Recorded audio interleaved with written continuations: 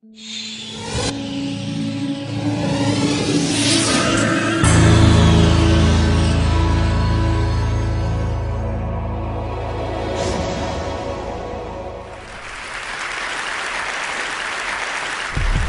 told you three things last year.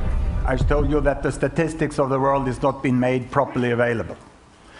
Because of that, we still have the old mindset of developing in industrialized countries, which is wrong. And that animated graphics can make a difference. Things are changing, and today, on United Nations Statistic Division homepage, it says by 1st of May, full access to the databases. And if I could share the image with you on the screen. So three things had happened, you know. UN opened their statistic databases, you know, and we have a new version of the software up working as a beta on the net. So you don't have to download it any longer. And let me just repeat what you saw last year. The bubbles are the countries. Here you have the fertility rate, the number of children per woman, and there you have the length of life in years. This is 1950, those were the industrialized countries, those were developing countries. At that time there was a we and them. There was a huge difference in the world.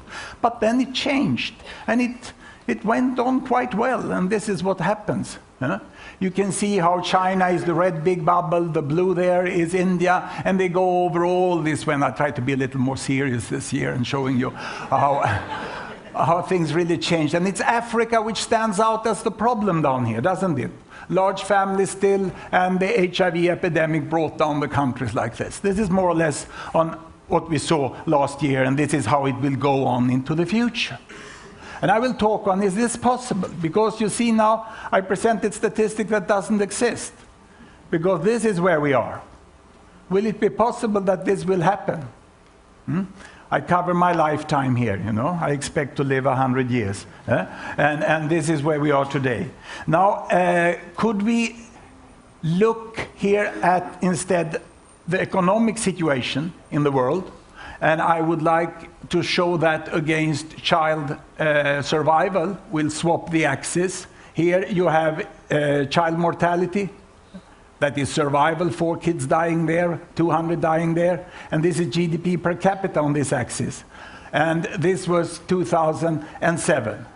And if I go back in time, I've added some historical statistics. Here we go, here we go, here we go. Not so much statistics 100 years ago. Some countries still had statistics.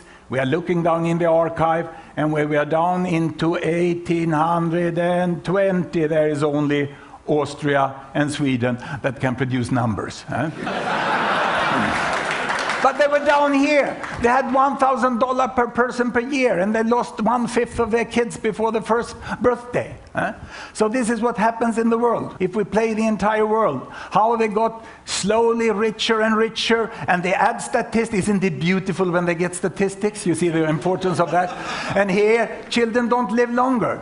The last century, 1870, was bad for the kids in Europe because most of the statistics is Europe. It was only by the turn of the century that more than 90% of the children survived the first year. This is India coming up with the first data from India, and this is the United States moving away here, earning more money, and we will soon see China coming up in the very far end corner here, and it moves up with Mao Zedong, getting health, not getting so rich. There he died, then Deng Xiaoping brings money, it moves this way over here, and the bubbles keeps moving up there, and this is what the world looks like today.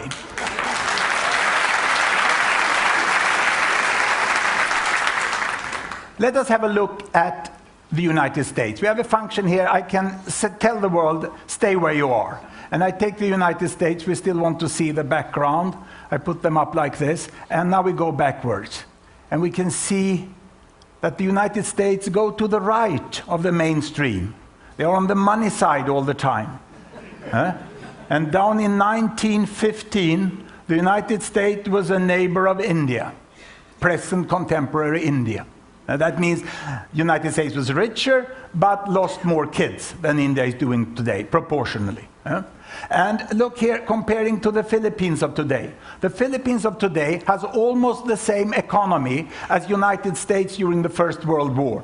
But we have to bring United States forwards quite a while to find the same health of the United States as we have in the Philippines. About 1957 here, the health of the United States is the same as the Philippines. And this is the drama of this world, which many call globalized, is that Asia, Arabic countries, Latin America are much more ahead in being healthy, educated, having human resources than they are economically. There's a discrepancy in what's happening today in the emerging economies. There, now social benefits, social progress is going ahead of economical progress. And 1957, United States had the same economy as Chile has today. And how long do we have to bring United States to get the same health as Chile has today? I think we have to go there. We have 2001, or 2002, United States had the same health in Chile. Chile is catching up. Within some years, Chile may have better child survival than United States. This is really a change, that you have this lag of more or less 30, 40 years difference on how the health. And behind the health is the educational level, and there's a lot of infrastructure things and general human resources are there. Now, we can take away this, and I would like to show you the rate of speed, the rate of change, how fast they've gone. And we go back to 1920. And I want to look at Japan. And I want to look at Sweden and the United States. And I'm going to stage a race here between this sort of yellowish Ford here and the red Toyota down there and the brownish Volvo. And here we go. The Toyota has a very bad start down here, you can see. And United States, Ford is going off-road then, and the Volvo is doing quite fine. This is the war. The Toyota got off track, and now Toyota is coming on the healthier side of Sweden. Can you see that? And they are taking over Sweden then, are now healthier than Sweden. That's about where I sold the Volvo and bought the Toyota. And now we can see that the rate of change was enormous in Japan. They really catched up. And this change is gradual. We have to look over generations to understand it. And let me show you my own sort of family history. We've made these graphs here, and this is the same thing, money down there and health, and this is my family. This is Sweden, 1830, when my great-great-grandma was born. Sweden was like Sierra Leone today. And this is when great-grandma was born, 1863. And Sweden was like Mozambique. And this is when my grandma was born, 1891. She took care of me as a child. So I'm not talking about statistics now. Now it's oral history in my family. That's when I believe statistics, when it's grandma-verified statistics, I think it's the best way of verifying historical statistics. Sweden was like Ghana. It's interesting to see the enormous diversity within sub-Saharan Africa.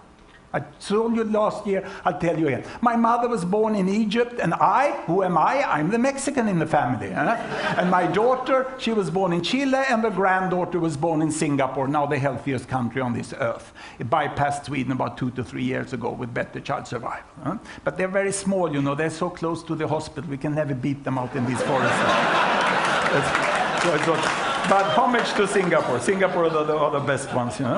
Now, this looks also like a very good story, but it's not really that easy that it's all good story, because I have to show you one of the other facility. We can also make the color here represent a variable. And what have I chosen here? Carbon dioxide emission, metric ton per capita.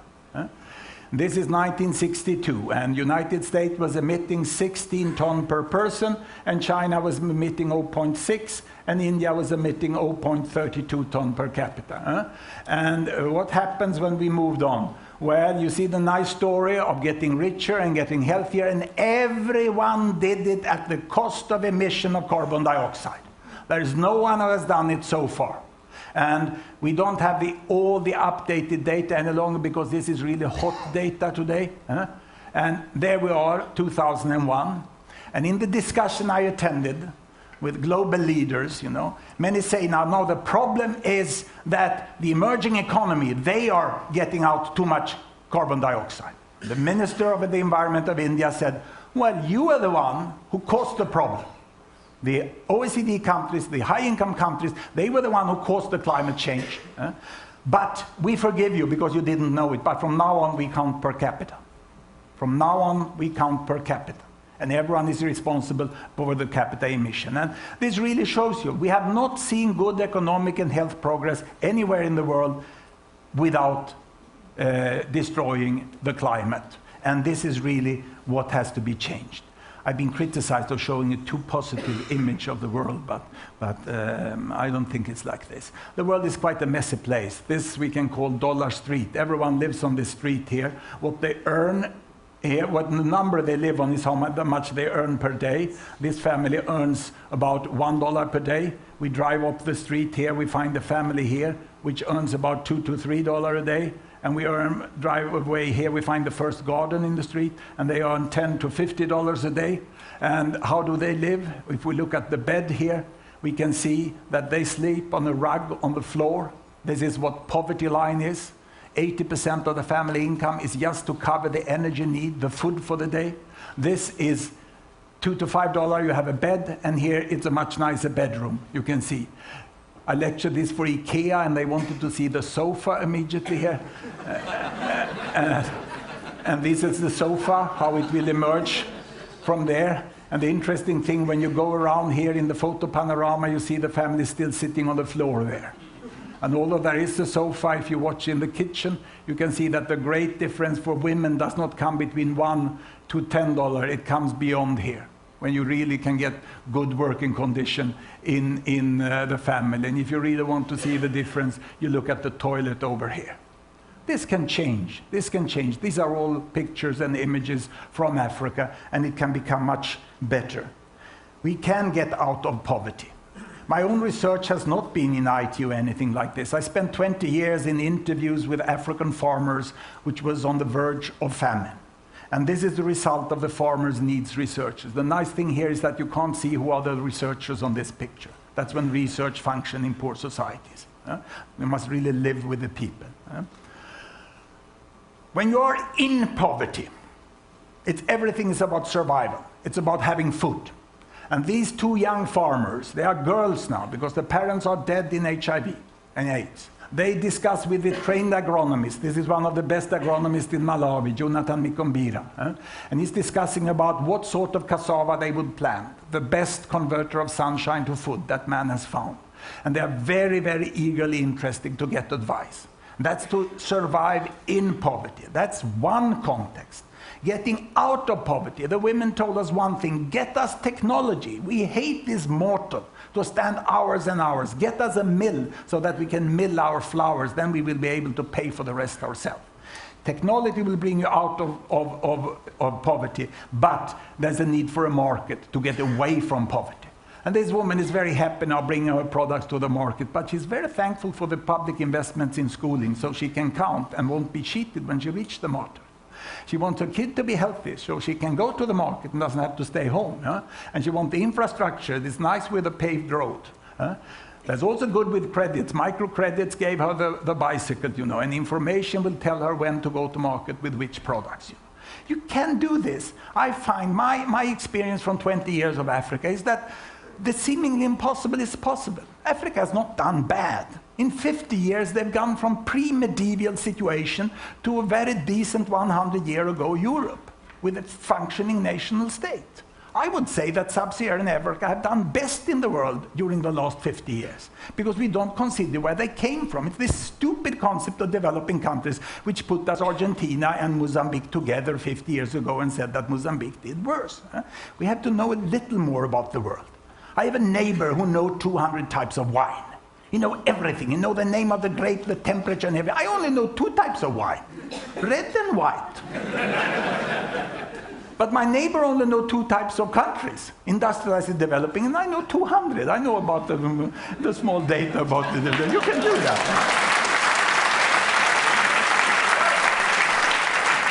But I have to get serious. And how do you get serious? You make a PowerPoint, you know. You make bullets. Homage to the office package, no?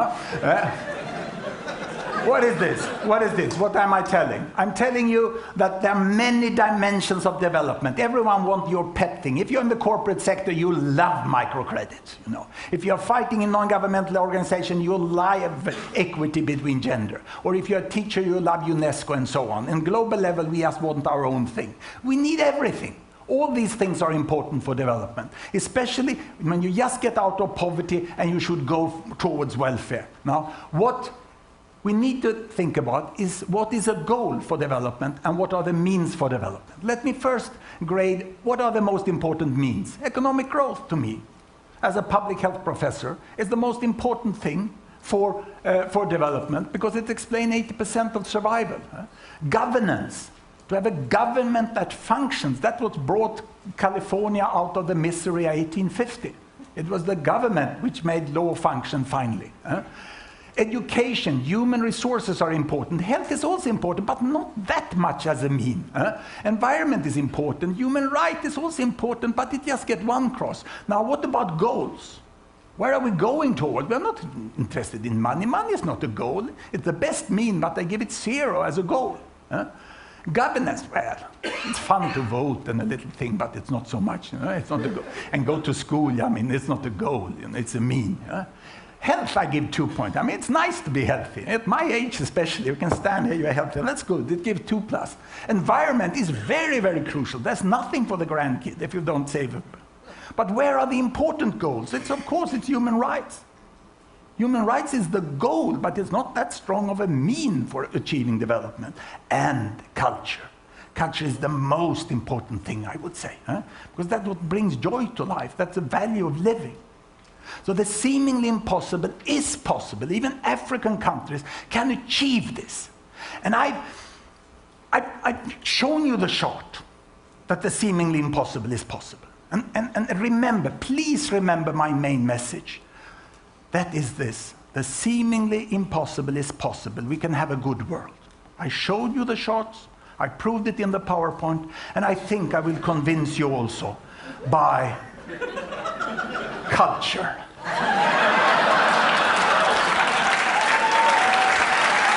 Bring me my sword. Sword swallowing is from ancient India. It's a cultural expression that for thousands of years has inspired human beings to think beyond the obvious. And I will now prove to you that the seemingly impossible is possible by taking this piece of steel, solid steel. This is the army bayonet from the Swedish army, 1850, in the last year we had war. And it's all solid steel, you can hear here. And I'm going to take this blade of steel and push it down through my body of blood and flesh and prove to you that the seemingly impossible is possible. Can I request a moment of absolute silence?